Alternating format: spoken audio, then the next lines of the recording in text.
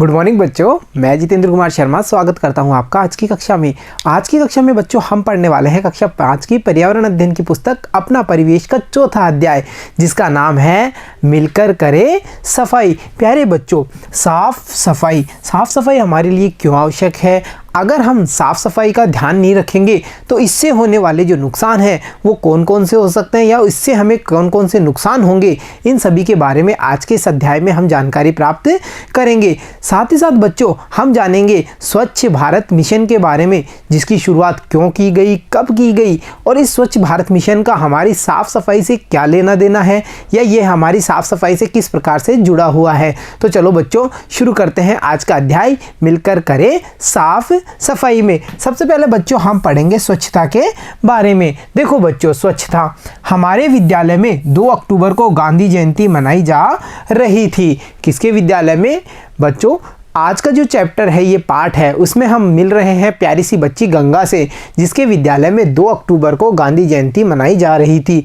गांधी जयंती महात्मा गांधी के जो जन्म अवसर है, जन्मदिन है, उनको हम गांधी जयंती के रूप में मनाते हैं। और ये किस तारीख को मनाई जाती है? 2 अक्टूबर को। तो प्यारे बच्चों, गंगा के विद्यालय में 2 अक्टूबर को गांधी जयंती मनाई जा रही थी। इस उपलक्ष्य पे देखिए, इस दिन पूरे भारत में स्वच्छ भारत मिशन के तहत सभी जगह साफ सफाई चल रही थी। तो बच्चों हमें यहाँ ये समझ में आता है कि स्वच्छ भारत मिशन के तहत 2 अक्टूबर को भारत में सभी जगह साफ सफाई का कार्यक्रम चल रहा था। तो इसी वजह से विद्यालय में भी स्वच्छता अभियान कार्यक्रम चलाया गया। तो गंगा का जो विद्यालय है उसमें भी स्वच्छता का अभियान चलाया गया, मतलब विद्यालय की साफ सफाई का कार्य शुरू किया गया। तो देखो गंगा ने उसमें बढ़ चढ़ के भाग लिया। और प्यारे बच्चों, नीचे दिख रही इमेज में हम देख पा रहे हैं कुछ प्यारे से बच्चों को, जो अपने विद्यालय की साफ सफाई में कितनी मगनता से जुटे हुए हैं। दिख रहे हैं ना सभी को, कोई झाड़ू लगा रहा है, कोई कचरा इकट्ठा कर रहा है, यानी सभी बच्चों ने मिलकर के इस स्वच्छता अभियान को सफल बनाने के लिए उसमें अपनी अपनी भागीदारी शुरू कर दी थी। तो देखो बच्चों आगे, संपूर्ण सफाई होने के बाद गंगा ने देखा कि विद्यालय बहुत ही सुंदर लग रहा था। और यहाँ हम भी देख पा रहे हैं ना, गंगा के साथ साथ उसका जो स्कूल है, विद्यालय है, वो साफ सफाई करने के बाद में देखो कितना प्यारा लग रहा है। बिल्कुल साफ सुथरा सा चमकदार सा विद्यालय हम देख पा रहे हैं। जब बच्चों गंगा ने इतनी सारी एक्टिविटीज़, ये सारा कार्यक्रम देखा, तो जब शाम को छुट्टी होने पे गंगा घर आती है, तो देखो गंगा ने घर जाकर के अपनी माँ को बात बताई और कहा कि माँ, घर की सफाई में मैं भी आपका आज से हाथ बटाऊंगी, मतलब आप घर की जो साफ सफाई का कार्य करती है उसमें मैं भी आपकी मदद करूंगी। तो देखा बच्चों, आपने गंगा के विद्यालय में होने वाले स्वच्छता कार्यक्रम से प्रभावित होकर के गंगा ने घर आकर के साफ सफाई में अपनी माँ की मदद शुरू कर दी। बच्चों हमने इस अब तक के अध्याय में ये बात पढ़ी कि 2 अक्टूबर को गांधी जी की जो जयंती है उसके उपलक्ष्य में स्वच्छ भारत मिशन के तहत पूरे भारत में साफ सफाई का कार्य किया जाता है। परंतु बच्चों अब हम जानकारी प्राप्त करते हैं स्वच्छ भारत मिशन के बारे में कि ये मिशन है क्या, ये कब शुरू हुआ, इसमें क्या क्या कार्य किए जाते हैं। तो इन सभी चीज़ों के बारे में अब हम जानकारी प्राप्त करते हैं। तो देखो बच्चों, स्वच्छ भारत मिशन। प्यारे बच्चों, स्वच्छ भारत मिशन अभियान की शुरुआत 2 अक्टूबर 2014 में हुई थी। यानी बच्चों हम ये समझ पाए कि 2 अक्टूबर को गांधी जयंती के उपलक्ष्य में सन 2014 में स्वच्छ भारत मिशन की शुरुआत हुई। इसकी शुरुआत देखो बच्चों, इसकी शुरुआत राजघाट से हुई थी। इसकी शुरुआत सबसे पहले राजघाट नामक स्थान से की गई। और यहाँ पे हम देख पा रहे हैं इमेज, जिसमें हम ध्यान से देखने पे हमें पता चलता है स्वच्छ भारत एक कदम स्वच्छता की ओर 2014 से 2019। और यहाँ पे हम देख पा रहे हैं देश के प्रधानमंत्री को और कुछ मिनिस्टर्स यानी मंत्रियों को, जिन्होंने इस कार्यक्रम की शुरुआत की है। तो समझ में आया बच्चों, स्वच्छ भारत मिशन की जो शुरुआत है वो राजघाट से 2 अक्टूबर सन 2014 से की गई। और आगे देखो बच्चों, 2 अक्टूबर को गांधी जी की जयंती के अवसर पर इसकी शुरुआत की गई, क्योंकि स्वच्छ भारत का सपना गांधी जी ने देखा था। राष्ट्रपिता या बापू जैसे नामों से संबोधित होने वाले महात्मा गांधी ने ये सपना देखा था कि जो भारत संपूर्ण राष्ट्र है वो कैसा होना चाहिए, साफ सुथरा सुथरा होना चाहिए, हर व्यक्ति स्वच्छता का पूरा ध्यान रखे, ऐसा ही सपना बापू ने देखा था। तो इसी वजह से बच्चों इसकी शुरुआत 2 अक्टूबर को गांधी जयंती के उपलक्ष्य में की गई।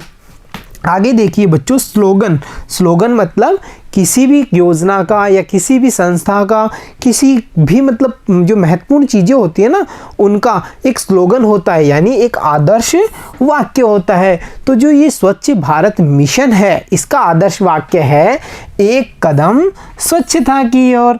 देखा था ना हमने इमेज में भी, और नीचे भी देख पा रहे हैं स्वच्छ भारत में, ये देखिए एक कदम स्वच्छता की और ये इसका आदर्श वाक्य है। अब बच्चों हमें ये तो समझ में आया कि स्वच्छ भारत मिशन की स्थापना कब हुई या इस शुरुआत कब हुई, और इसकी जो शुरुआत है वो किस उपलक्ष्य पे की गई है, और ये किस स्थान से सबसे पहले शुरू हुआ, इसका आदर्श वाक्य क्या है, इन सब के बारे में हमने जानकारी प्राप्त कर ली।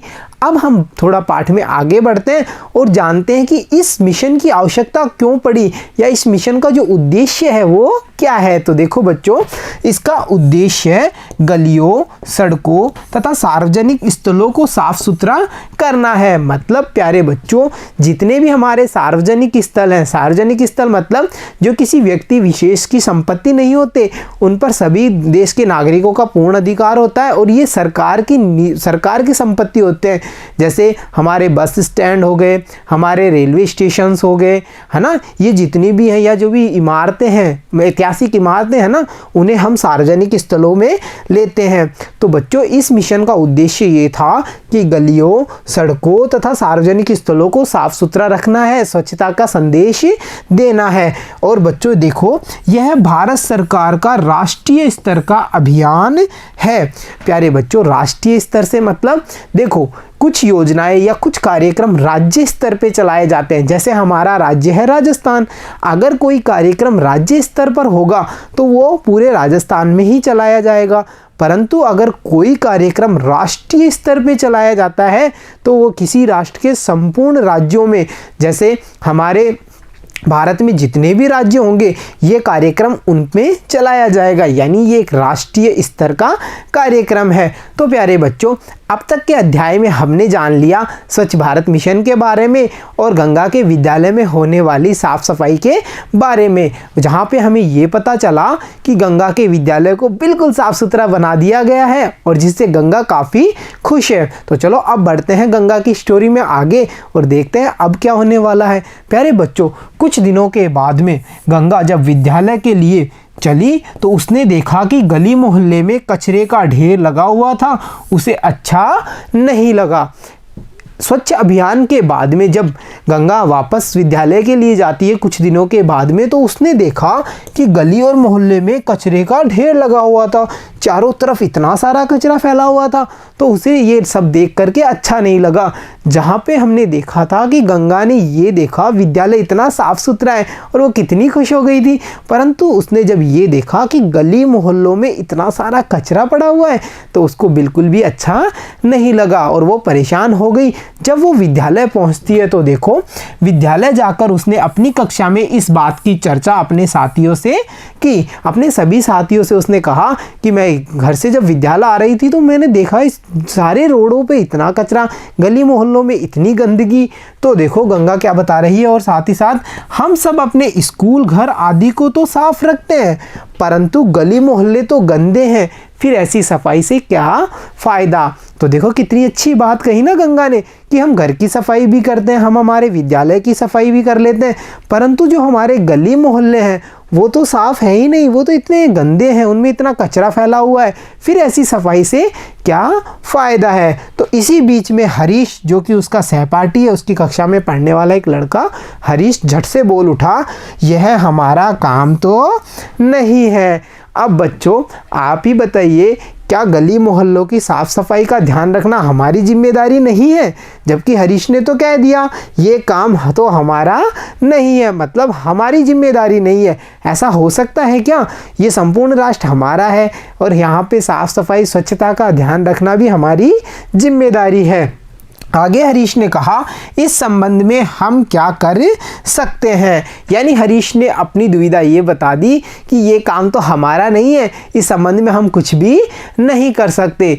तो प्यारे बच्चों, अब हम जो हरीश की बात है, गंगा ने जो बात बताई है, उसके आधार पे कुछ आसान से प्रश्नों पे चर्चा करते हैं। तो देखो बच्चों, चर्चा कीजिए और लिखिए में, क्या गली मोहल्लों की सफाई की हमारी कोई जिम्मेदारी है या नहीं है। तो बच्चों हमें इस बिंदु पे चर्चा करनी है कि गली मोहल्ले की जो साफ़ सफाई का कार्य है उसमें हमारी कोई जिम्मेदारी है या नहीं है। तो देखो बच्चों, जैसा कि हमें पता है संपूर्ण राष्ट्र हमारा है, पूरा देश ही हमारा है, तो इन गली मोहल्लों की जिम्मेदारी भी हमारी होगी ना। इसलिए यहाँ पे हम लिखेंगे हाँ, गली मोहल्ले की साफ़ सफाई की हमारी भी जिम्मेदारी है। ऐसा नहीं कि हम ये कह दें कि ये तो हमारे गली मोहल्ले नहीं है या हमारी जो निजी संपत्ति नहीं है, इनकी साफ़ सफाई से हमें कोई लेना देना नहीं है, ऐसा नहीं हो सकता। तो चलो बच्चों, अब बढ़ते हैं हम अगले प्रश्न पे। अगला प्रश्न है, गली मोहल्ले में कचरा और गंदगी का क्या कारण है। बच्चों जैसा हम देखते हैं कि चारों तरफ गली मोहल्ले कचरों से भरे हुए हैं, जगह जगह कचरा इधर उधर फैला हुआ होता है। इन सब के क्या क्या कारण हैं उन्हें हमें यहाँ पे बताना है। तो देखो बच्चों, जो गली मोहल्ले के लोग हैं स्वच्छता के प्रति जागरूक नहीं हैं, इस कारण से भी गली मोहल्लों में कचरा होता है। अगर लोग जागरूक होंगे तो वो कचरा नहीं फैलाएंगे, इससे क्या रहेगा, इससे जो गली मोहल्ले हैं वो साफ़ सुथरे रहेंगे। और साथ ही साथ देखिए, वे घर का कचरा गली मोहल्ले की सड़क पर डालते हैं, जिससे गली मोहल्ले में कचरा और गंदगी होती है। यानी कि बच्चों आपने भी देखा होगा, कुछ व्यक्ति अपने घर को साफ सुथरा करके जो कचरा होता है उसे सड़क पर इधर उधर ही फेंक देते हैं, जिससे क्या होता है, उनका घर तो साफ हो जाता है, परंतु जो गली मोहल्ले हैं या सड़कें हैं वो गंदी हो जाती हैं, कचरे से अट जाती हैं। और देखो बच्चों, जो साफ़ सफाई का कार्य है वो अभी हमारी आदत का हिस्सा नहीं बन पाई है। यानी कि साफ़ सफाई के प्रति लोगों में अभी जागरूकता का अभाव है, वो साफ़ सफाई को इतना महत्व नहीं देते हैं। तो ये सब वो कारण हैं जिनके कारण गली मोहल्लों में कचरा और गंदगी फैली रहती है। तो चलो बच्चों, अब बढ़ते हैं हम अगले प्रश्न पे। अगला प्रश्न है, हमारे गली मोहल्ले साफ रहें इसके लिए हम क्या क्या कर सकते हैं। बच्चों इस प्रश्न में हमसे ये पूछा है कि आपके गली मोहल्ले बिल्कुल साफ सुथरे रहें तो आप कौन कौन से उपाय कर सकते हैं, या वो कौन कौन से तरीके हैं जिनको अपना करके हम हमारे गली मोहल्लों को साफ सुथरा बना सकते हैं। तो देखो, जानते हैं इन कार्यों के बारे में। तो ये कार्य निम्न है। जैसे पहला कार्य देखिए, गली मोहल्ले के लोगों को गंदगी से होने वाली बीमारियों से जागरूक करना। मतलब बच्चों सबसे पहला कार्य जो हम कर सकते हैं वो ये है कि जितने भी गली मोहल्ले के लोग हैं उन्हें हम ये बताएं कि गंदगी से कौन कौन सी बीमारियां उत्पन्न होती हैं। जब लोगों को उन बीमारियों के बारे में पता चलेगा तो वो समझ जाएंगे कि स्वच्छता कितनी ज़रूरी है। अगर इन बीमारियों से बचना है तो हमें साफ़ सफाई का ध्यान रखना होगा। इससे क्या होगा, इससे जो हमारे गली मोहल्ले हैं वो अपने आप धीरे धीरे साफ़ सफाई की ओर बढ़ने लग जाएंगे।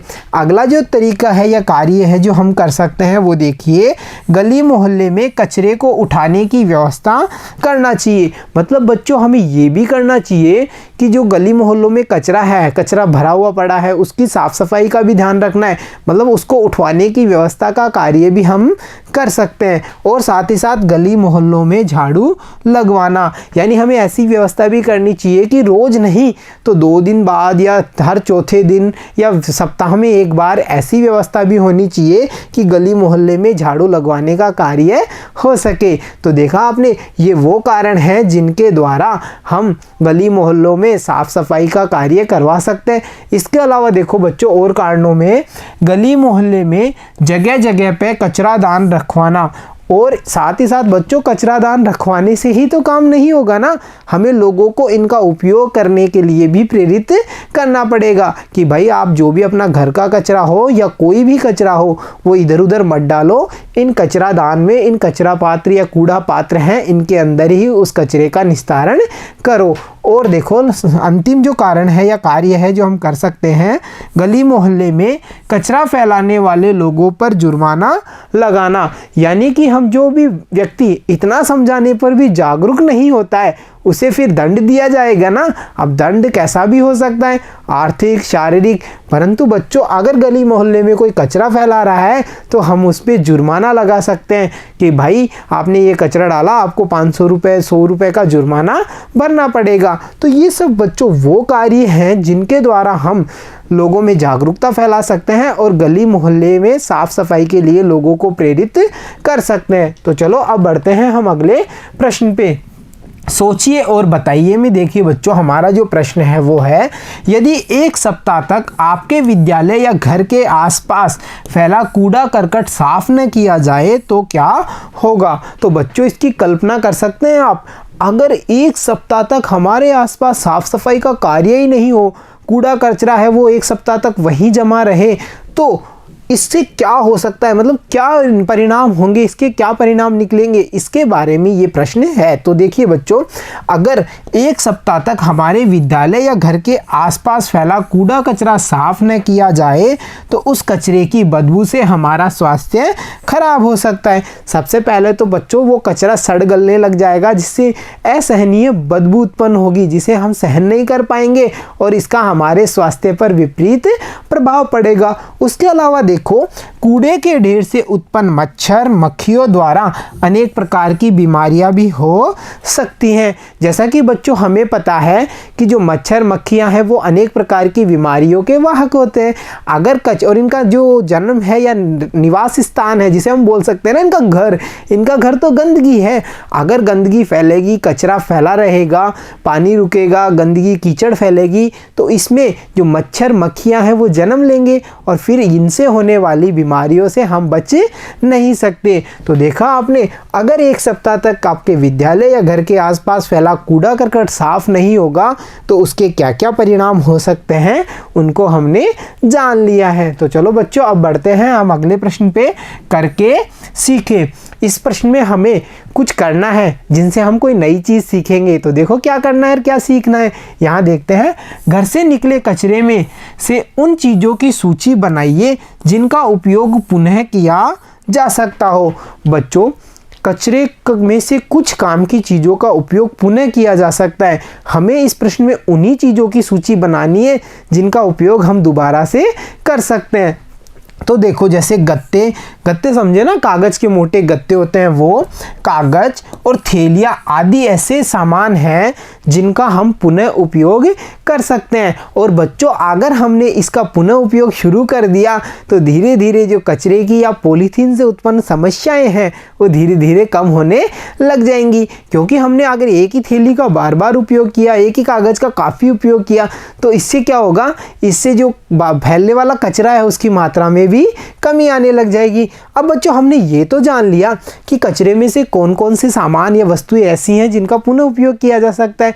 अब इनका उपयोग क्या कर सकते हैं, यानी इन वस्तुओं का, जैसे हमने मानो कचरे में से गत्ते निकाले, कागज निकाले, खाली थैलियाँ निकाली, अब इनका हम क्या उपयोग कर सकते हैं। तो देखो बच्चों जो अगला प्रश्न है वो कहता है, इन चीज़ों का उपयोग कर कौन कौन सी उपयोगी चीज़ें बनाई जा सकती हैं। मतलब कि इन चीज़ों से जो हमने कचरे में से निकाली ना, गत्ते, कागज़, थैलियाँ, इनका उपयोग करके आप कौन कौन सी उपयोगी चीज़ें बना सकते हैं। तो देखो बच्चों, इन चीज़ों का उपयोग करके अनेक उपयोगी चीज़ें बनाई जा सकती हैं। जैसे देखो सबसे पहले यहाँ इमेज में हम देख पा रहे हैं एक कूड़ा पात्र या कचरा दान देख रहे हैं ना, कचरा पात्र। ये कचरा पात्र प्यारे बच्चों पैकिंग के जो खाली डिब्बे होते हैं यानी गत्ते होते हैं उनसे हमने कचरा पात्र बनाया है। तो देखा ना आपने, गत्तों को हमने कैसा मान लिया था, भाई ये तो कचरा है, ये किसी काम के नहीं है, परंतु जब हमने उनका उपयोग किया तो उनका उपयोग करके हम क्या बना पा रहे हैं, एक प्यारा सा कूड़ा पात्र यानी कचरादान बना पा रहे हैं। और इसके अलावा देखिए बच्चों, पुराने कपड़ों से डस्टर बनाना, रस्सियाँ बनाना या फिर दरिया बनाना ऐसे कार्य हैं जो हम दोबारा से कर सकते हैं। जैसे हमने देखा कोई कपड़ा पुराना हो गया और उसे हमने कचरे में डाल दिया, परंतु बच्चों उस कचरे में से उस कपड़े का उपयोग करके हम डस्टर बना सकते हैं।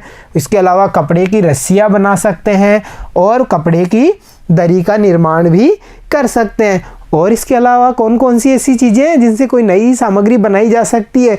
तो देखो बच्चों, चॉकलेट के रैपर्स से सजावटी सामान भी बनाया जा सकता है। खाते हैं ना हम काफ़ी सारी चॉकलेट चिप्स जिनके रंग बिरंगे रैपर्स होते हैं। जब ये रैपर्स खाली हो जाते हैं तो हम इन्हें फेंक देते हैं, परंतु यहाँ इमेज में हम देख पा रहे हैं इन्हीं खाली रैपर्स से कितनी सारी सजावट के सामान आसानी से बनाए जाते हैं। तो प्यारे बच्चों, हमें ये समझ में आया कि कचरे का पुनश्चक्रण यानी पुनःचक्रण करके भी हम कई सारी चीज़ों का निर्माण कर सकते हैं। जैसे हमने देखा गत्तों से हम क्या बना पा रहे थे, कचरा पात्र बना पा रहे थे, और हमने जाना कि जो चॉकलेट या अन्य खाद्य सामग्री के खाली रैपर्स हैं उनसे हम खूब सारे सजावटी सामान बना सकते हैं। पुराने कपड़ों से डस्टर दरिया या फिर जो डस्टर दरिया रस्सियां हैं उनका भी निर्माण किया जा सकता है। तो देखा प्यारे बच्चों, कचरे में प्राप्त चीज़ों का हम कई तरह की चीज़ों के निर्माण में उपयोग कर सकते हैं। तो प्यारे बच्चों, आज के इस भाग में इतना ही। मिलता हूँ आपसे अगले भाग में, तब तक के लिए धन्यवाद बच्चों।